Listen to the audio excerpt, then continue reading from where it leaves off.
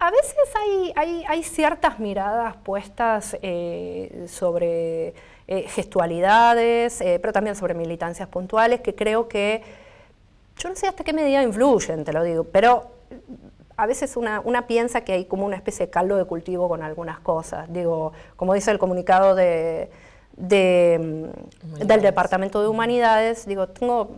humildemente, por supuesto, porque hay gente que hace muchísimo más y hace muchísimo más tiempo, pero cierta trayectoria en militancia de derechos humanos y en la militancia feminista. Y además también en la militancia vinculada con la diversidad sexual.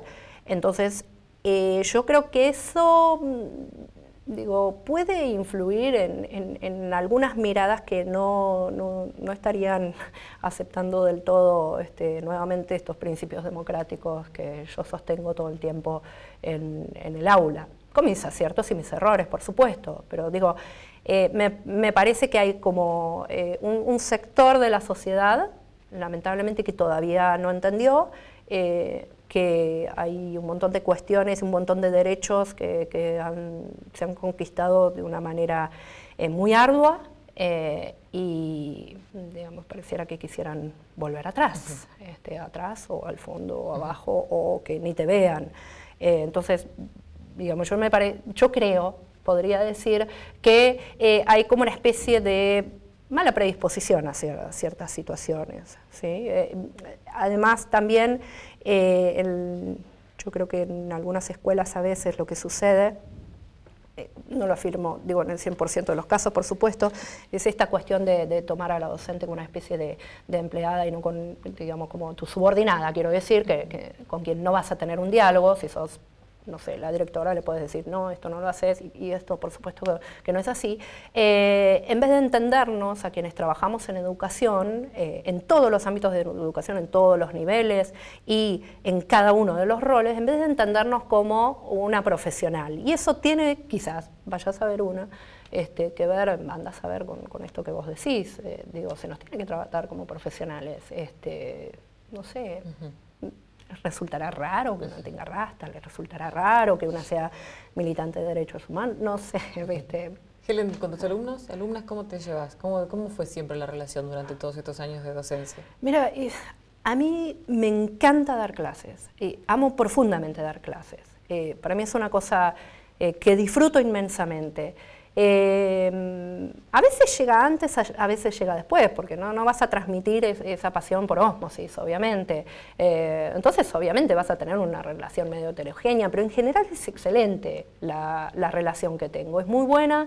Y tengo la fortuna, digamos, que otra gente puede creer que es algo como para, como supuestamente para esconder, la fortuna de que mis estudiantes también me han hecho planteos muy fuertes respecto de, mira, a mí me parece que esto no está bueno de lo que estás haciendo, o esto no nos gusta, y digo, creo que es maravilloso poder estar en ese lugar y tener que asumir esa situación y pensar qué es lo que quiero mejorar. Y también del otro lado, digo, no sé, yo estoy absolutamente azorada estos días. No es que no sabía lo que pensaban muchos estudiantes y ex estudiantes, pero realmente por ahí cosas que son muy fuertes y que son parte de lo que yo siempre quise hacer, que me dijeran...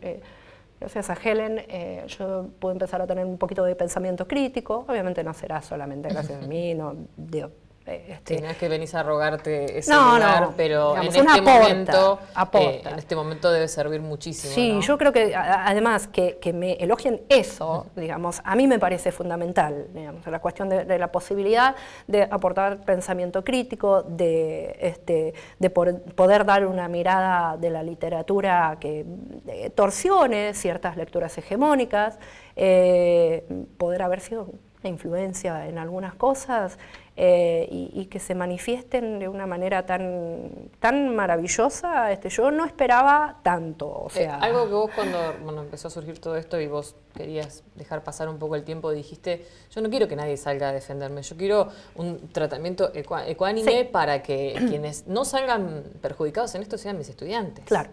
Efectivamente, sí, ahí estuve, digamos, he tenido que tener como muchísimo cuidado justamente para que no se expusiera demasiado esta situación más allá de, que por supuesto no la causé yo, eso está clarísimo, pero de tenerme un manejo muy cuidado para que no se generaran mayores inconvenientes. Yo no quiero que nadie salga a defenderme de manera ciega, porque no lo necesito en realidad. Tengo todos los elementos con los cuales defenderme, y me parece que incluso una mirada crítica sobre una persona que, por lo que estoy viendo, muy gratamente sorprendida, parece que es una profesora respetada y querida, que como han señalado muchísimas personas, me parece que siempre hay que tener una mirada vigilante sobre absolutamente todo. Es decir, yo creo que parte por ahí de mi compromiso feminista me ha demostrado, me ha ayudado a ver esta cuestión también, ¿no? Digo, de no ir por una lectura única, no elaborar supuestos sin tener argumentos. Digo, yo no tengo ningún tipo de inconveniente en explicar lo que creo que por otra parte ya se explicó, y de, eso sí, exigir que no nos olvidemos el marco dentro del cual tiene que estar esto, que es el respeto por determinados pasos administrativos, que es digamos, la necesidad de comprender que una docente no está para que le sumes puntitos o le saques puntitos, sino que es una profesional con una determinada integralidad, en la cual, digamos, hay que tener en cuenta su formación específica también. Es decir, por ejemplo, el hecho de que yo trate de trabajar ESI porque realmente me vengo formando en eso hace 10 años, me parece que no tener en cuenta eso es mínimo un error, y también el contexto fundamental de entender que la escuela digamos, es un lugar donde confluye una determinada comunidad educativa. Digamos, la jerarquía, yo no tengo problema con tener el director, no tengo problema con eso, digamos, pero me parece que hay que entender la escuela como el punto nodal donde confluye una comunidad educativa a la cual hay que darle la posibilidad al diálogo. Lamentablemente esta cuestión salió de la escuela del ciclo básico común hacia los medios con un tratamiento amarillista, que bueno, no le vamos a dar mayores cuestiones, y se agradece la foto, que es una foto de un encuentro nacional de mujeres de hace 10 años. 10 años más joven. 10 años más joven. Se agradece. Y por el otro lado, por las vías institucionales, esto ha llegado al CEMS, digamos que no es la dirección del ciclo básico común, sino que es una instancia superior, que es un cuerpo colegiado del CEMS, pero que está dirigido por Liliana Granero, digamos que veo que está tomando las cosas de manera muy seria, escuchando todas las voces que se tienen que escuchar, que es lo que a mí me parece que tendría que haberse hecho desde un principio. Entonces, bueno, tenemos toda esta cuestión contextual, política digo en el sentido de,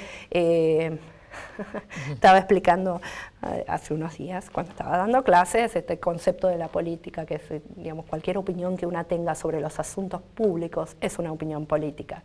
Entonces, si consideramos que los asuntos públicos de la educación tenemos que sacarlos a un medio amarillista, tenemos que manejarlo de una manera verticalista, tenemos que darle lugar a 2 o 3 padres, que vaya a saber si tienen intenciones o no de digitar los contenidos, o qué docentes van a tener los hijos e hijas de todo el resto de la comunidad educativa, eso es una opinión política nefasta.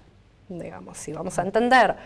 sí, pero no hay que dejarlo de entenderlo como una opinión política. Porque efectivamente, claro, porque hay como, bueno, ya sabemos cómo son el manejo del término, bueno, no se habla de política en la escuela, eso es una política de silenciamiento, digamos, de silenciamiento total, y hay otras políticas, digamos, que son las que yo humildemente entiendo que son muchísimo mejores, que son digamos, el manejo en un diálogo y en una comunidad educativa que reconocemos como plural y que necesitamos proteger y que tenemos que defender también, recordando nuevamente que las escuelas medias de la universidad, con todas las cosas realmente extraordinarias que tienen, son escuelas públicas, que me parece que hay gente que lo está olvidando. No son el ranchito de nadie, son escuelas de todos, de todas, son escuelas también donde trabajan muchas de mis colegas que están bastante preocupadas por esta cuestión. Sí, digamos que también esto, vos lo hacías, esto supera la figura tuya como docente. Sí, por eso dije, esto es un ataque a la comunidad educativa de las escuelas de la Universidad Nacional del Sur. Digo, no es una, sí, es un ataque personal, digo, pero quiero decir, no se metieron conmigo, o si se metieron conmigo, se metieron con todo el resto de una comunidad que quiere otros modos de entender el diálogo con estudiantes, con familias, con directivas, con la prensa, etcétera. Entonces, me parece que hay que separar aguas. Insisto, no es una cuestión de ir. Yo no estoy atacando a nadie.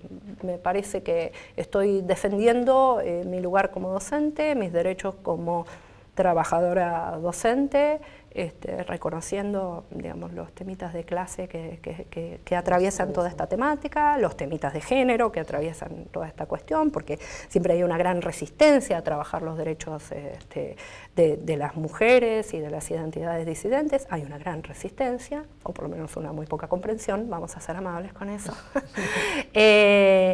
Y hay un montón de temas que yo espero que de ahora en más se puedan trabajar de manera mucho más acertada. Es lo que espero. Muchísimas gracias. Bueno, Muchas gracias. Gracias.